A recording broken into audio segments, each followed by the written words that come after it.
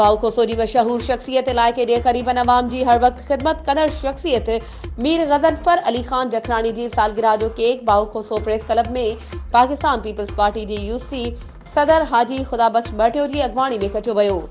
इन मौके ते मीर बहराम खान जखरानी, वडेरो मियां बख्श जखरानी, आज़ाद खान जखरानी, वरियाम घैन्यू, अब्बास अली जखरानी, सागर बासित मटियो, असलम खान मटियो ऐं ॿिया पिणु मौजूद हुआ।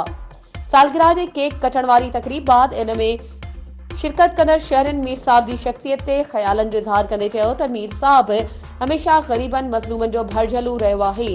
असां दुआगो आहियूं अल्लाह पाक मीर गज़नफर अली जखरानी के हमेशह आबाद रखे। वधीक ख़बरों ऐं अपडेट्स जे लाइ असांजे चैनल खे सब्सक्राइब कयो ऐं हा बेल आइकन खे प्रेस करणु न विसारिजो त जीअं असांजी हर नई अचण वारी वीडियो तव्हां ताईं पहुची सघे।